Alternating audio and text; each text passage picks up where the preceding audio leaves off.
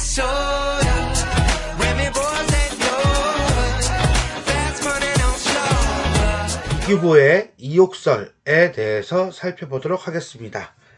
자, 설이라고 이름이 끝나는데 요 설이라는 말이 붙으면요 그냥 이야기 이렇게 해석하지 마시고요 고전 수필 중에 한 종류다 라고 이해하시는 게 빠를 겁니다.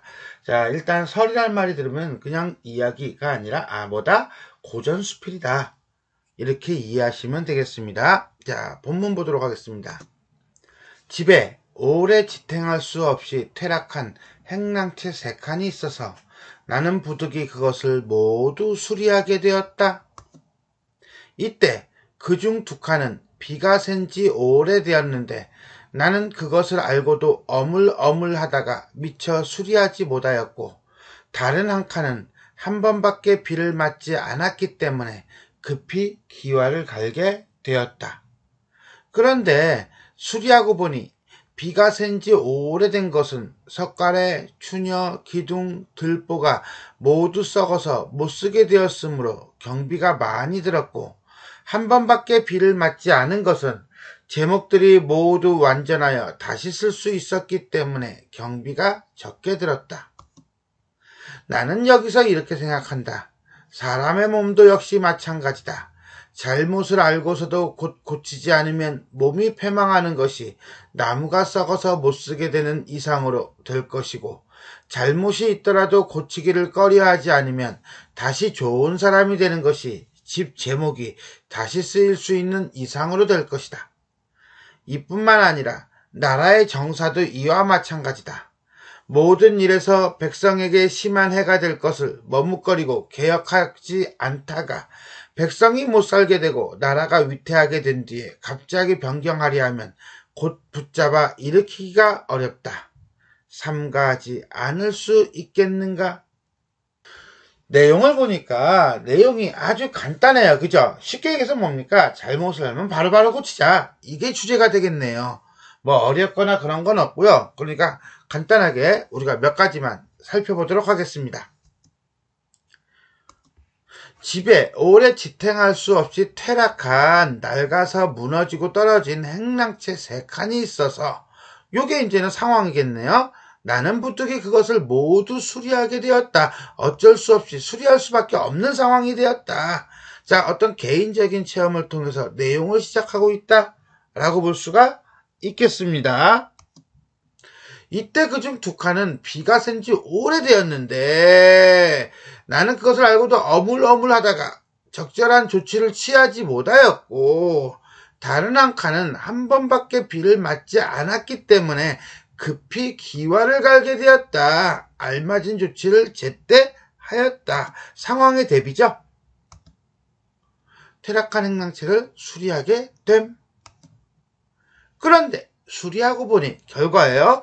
비가 샌 지 오래된 것은 석가래, 추녀, 기둥, 들보가 모두 썩어서 못쓰게 되어 경비를 많이 들게 되었고 자, 잘못을 알고도 고치지 않은 것은 돈이 많이 들어갔고 이렇게 되겠죠. 한 번밖에 비를 맞지 않은 것은 잘못을 알고 고친 것은 경비가 적게 들었다. 결과도 역시 대비가 되겠네요. 구체적인 경험이 담긴 예를 통해서 잘못을 알고 바로 고쳤을 때와 그렇지 않았을 때 얼마나 다른가. 경비가 많이 들고 경비가 적게 들고 뭐니도 뭐니지 뭐. 즉 잘못된 것을 알고도 고치지 않으면 더 큰 문제가 생긴다는 경계의 의미가 담겨 있다. 여기까지가 어떤 개인적 체험이야. 근데 여기서 끝나버리면 재미가 없는 거죠. 제때 고치지 않은 행랑채의 경비가 많이 듦이라고 보고 조금 더 확장해 봅시다. 여기서 나는 이렇게 생각한다. 깨달음. 사람의 몸도 마찬가지다. 유추적 적용 1. 삶의 자세, 인생사. 간단해요. 잘못을 알고도 고치지 않으면 몸이 패망하는 것이 나무가 썩어서 못쓰게 되는 것 이상으로 될 것이고 잘못이 있더라도 고치기를 꺼려하지 않으면 즉 고치면 좋은 사람이 되는 것이 집 제목이 다시 쓰일 수 있는 이상으로 될 것이다. 어떤 개인의 구체적인 경험을 사람의 몸, 즉 삶의 자세라든가 인생을 살아가는 방법이라고 하는 추상적인 개념으로 유추, 확장을 시켜서 비교하고 있다 이렇게 보시면 될 거예요. 자, 여기서 끝나도 상당히 좋은 글인데 문제는 한 번 더 가죠? 그렇죠. 잘못을 빨리 알고 고쳐야 함. 작가는 개인적인 어떤 구체적인 경험, 지붕을 고친 경험을 통해서, 행랑채 3칸을 고친 경험을 통해서 뭐로? 삶의 자세라든가 인생을 살아가는 방법이라고 하는 추상적인 상황으로 내지는 대상으로 확대 적용하고 있습니다. 유추라고 하는 것은 확장된 비교라고 이해한다면 이거는 공통점을 가지고 우리가 내용을 정리하면 쉽게 정리가 될 수 있을 겁니다. 자, 잘못을 빨리 고쳐야 함을 깨달음. 자, 여기까지만 봐도 참 좋은 글인데 글쓴이는 한 번 더 확장을 시킵니다. 이뿐만 아니라 나라의 정사도 마찬가지다. 나라의 정사? 자, 유추적 적용 두 번째가 되겠네요. 정치 내지는 국가 행정이라는 측면으로 확장을 시켰다. 백성들에게 심한 피해가 될 것을 머뭇거리고 개혁하지 않다가 백성이 못 살게 되고 나라가 위태하게 된 뒤에 갑자기 변경하려고 하면 소잃고 외양간을 고치려고 한다면 사후 사람이 죽고 난 다음에 약방문, 약처방전을 쓰면 아무 소용이 없겠죠? 붙잡아 일으키기가 어렵다라고 정치라고 하는 부분으로 한 번 더 확장을 한다 라고 볼 수 있겠습니다. 어찌 삼가지 않을 수가 있겠는가? 조심해야 한다 라고 하는 경계, 서리법이고요. 교훈적 태도. 백성들의 안정된 삶을 위해서는 때를 놓치지 않는 개혁과 결단이 필요하다는 작가의 의도가 담긴 구절로 뭐다? 글의 주제가 암시되어 있는 부분이다. 자, 결국 자신의 깨달음을 나라를 다스리는 일에 적용하고 있다라고 보시면 되겠습니다. 그렇다면 아마 이 글을 쓸 당시가 상당히 국가 정치적으로 조금 문제가 심각했던 시기가 아닐까라고 우리는 또 생각할 수가 있겠습니다. 전체적으로 한번 정리해 봅시다. 수필이고요. 설이라고 그랬어요. 교훈적, 유추적, 경험적이다. 체험을 통해서 뭐하고 있습니까? 깨달음이라고 하는 구조를 갖고 있다. 잘못을 빨리 알아 고쳐나가는 자세가 필요하다. 자, 일단 설에 대해서 한번 알아봅시다. 설. 이야기 이렇게 해석하지 말라고 그랬어요. 이치에 따라 사물을 해석하고 시비를 밝히면서 자신의 의견을 설명하는 형식의 산문 문체의 한 종류. 어떤 사물, 상황, 경험을 해석하고 그 다음에 자기 의견을 설명한대요. 자, 그렇다면 지붕을 고친 상황, 지붕 석가 행랑채를 고친 사물을 해석을 해. 뭐? 잘못을 알면 바로 고쳐야 한다. 그렇지 않으면 어찌 삼가지 않겠는가? 이런 형태가 되겠죠.